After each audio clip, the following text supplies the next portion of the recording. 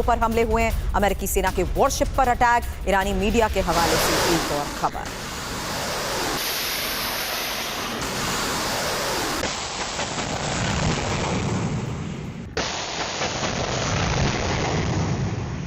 इस पूरे रीजन, इस पूरे क्षेत्र में हो रहे हमलों के बीच खबर ईरान के यूएई के 2 टैंकर्स पर अटैक को लेकर भी है। हॉर्मूज में दोनों टैंकर्स पर अटैक हुए। यूएई का दावा है इस हमले में एक भारतीय की मौत हुई। यूएई ने ईरानी हमले की निंदा की है। अब बहरीन की राजधानी मनामा में धमाके, एक के बाद एक 4 धमाकों की आवाज। गृह मंत्रालय ने सायरन बजने की पुष्टि भी की।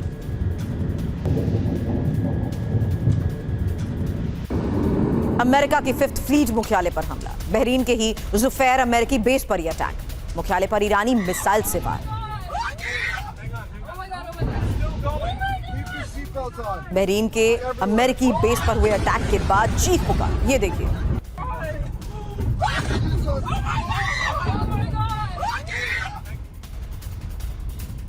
अब यूएई पर ईरान के बारूदी प्रहार की एक और खबर। ईरान ने अबू धाबी पर हमला किया। अबू धाबी में कई धमाकों की खबर है। यानी एक बार फिर ईरान उसी पैटर्न को अपना रहा है।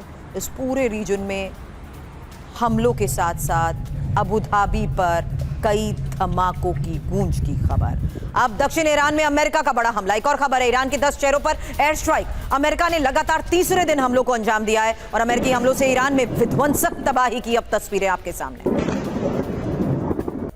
बहरीन से ईरान पर अमेरिका के हमले की एक तस्वीर। एक साथ 5 मिसाइलों से अटैक हुआ। बहरीन के आसमान में मिसाइलें दिखी।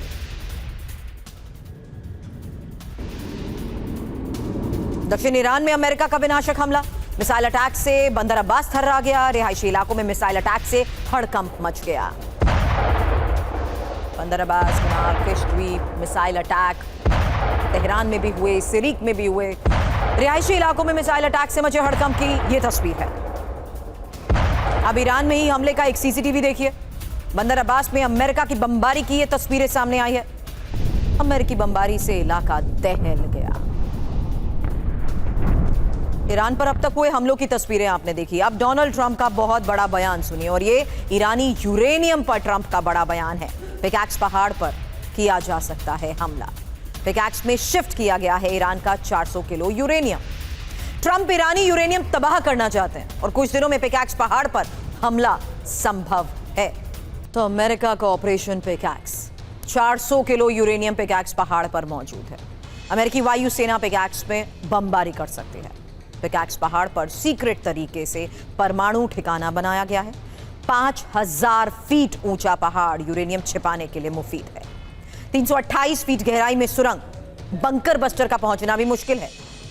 उबड़ खाबड़ इलाका होने की वजह से ट्रैक करना भी मुश्किल है। नतांज परमाणु साइट के करीब ही है पिकैक्स पहाड़। और इस बीच आपको अब मैप के जरिए ये बताते हैं कि ईरान में पिकैक्स पहाड़ है कहां पर, क्योंकि जो सवाल डोनाल्ड ट्रंप से पूछा गया था उसमें डीप टनल्स को लेकर यह बात कही गई थी। और ये पिकैक्स माउंटेन कोई सामान्य पहाड़ नहीं है।